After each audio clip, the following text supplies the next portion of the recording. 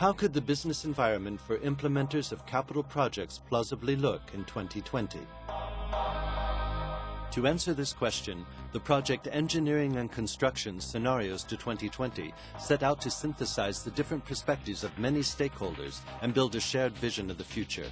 Over a period of 1 year, the forum held discussions and workshops which brought together industry leaders, clients, academics, civil society, and government representatives.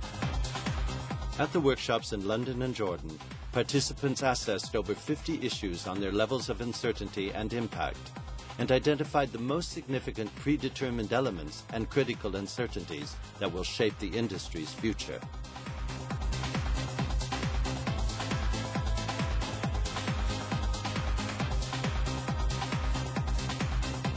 The Singapore and Paris workshops distilled these critical uncertainties into two main questions. Will the corporate environment become more global, or will it evolve towards a multitude of local markets? Will the demand and E&C relations with its clients be transactional or value-based? In Dalian, China, participants checked that the scenarios emerging from these questions were useful tools for envisioning the future. Plausible, diverse, yet internally consistent, relevant, and challenging. We now invite you to see how the business environment for implementers of capital projects may look in 2020.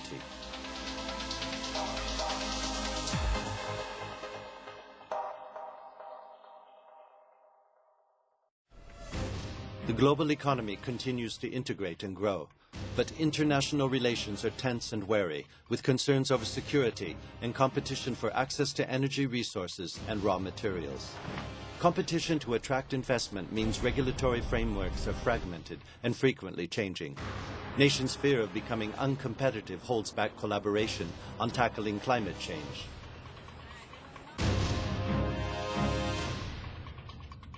Economic growth supports demand for capital projects, but government funds for public infrastructure are limited. Speculative investors are attracted to projects like schools, hospitals, and toll roads, taking privatization of public infrastructure into a new dimension. These investors have a short-term, high-margin mindset, and they demand quick completion at low cost. Relationship with clients become increasingly transactional, contractualized, and litigious. Companies from the BRIC countries establish a strong global presence, making supply of E&C services grow even faster than demand. Knowledge sharing and innovation are difficult, while there is underinvestment in human capital and a serious labor shortage. The E&C market is in a fiercely competitive global race.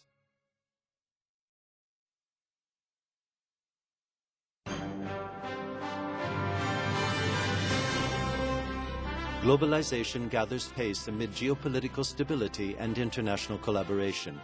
Regulatory harmonization and environmental awareness enable a collaborative leap in the engineering and construction industry.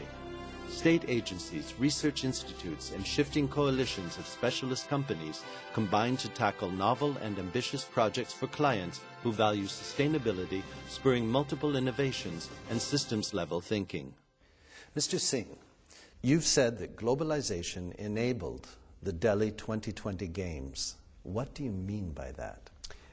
By this I mean that international collaborations such as the Shanghai Round of Trade Talks and the revised Kyoto Protocol help to harmonize the standards and regulations within the E&C industry, and this helped spread innovation. So what kind of innovation has the Delhi Games showcased? Ways of breaking the link on the one hand economic growth and on the other hand the energy consumption and CO2 emissions that result by reducing the carbon and energy intensity and by also looking at the entire life cycle of each capital project. I would also nominate systems level thinking through what we call the built environment cluster paradigm. What does that mean on a practical level?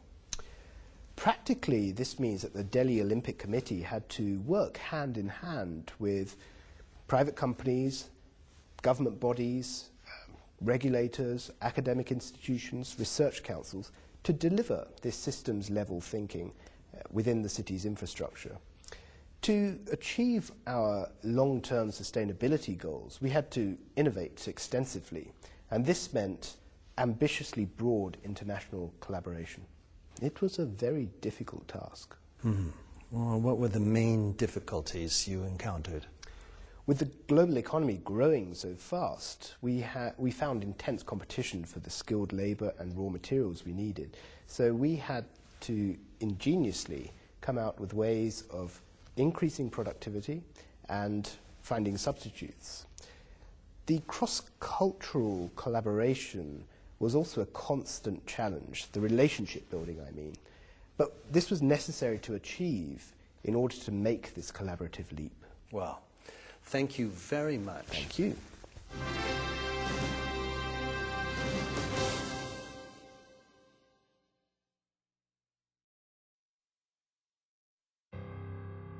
Wars, shortages, and recession fuel a worldwide upsurge in nationalism, with mounting security worries and the politics of fear locking countries and business environments into a zero-sum game.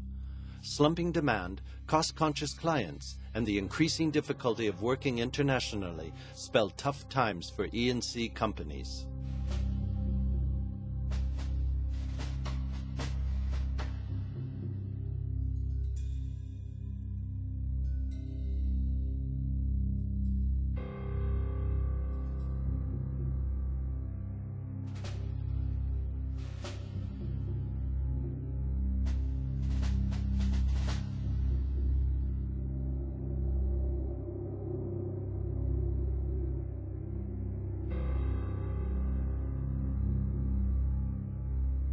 Nonetheless, the emphasis on security does provide E&C companies with some opportunities, notably partnerships with governments to work on national security projects such as making infrastructure more resilient to terrorist attack.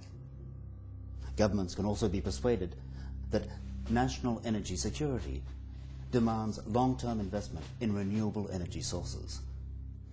Politicians are fearful, but fear can be a powerful motivator in this zero-sum game.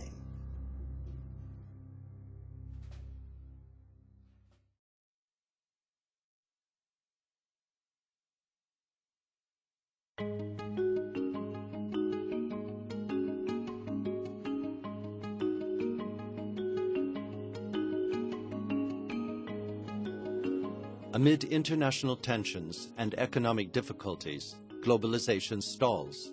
Societies, nations, and regions look inwards.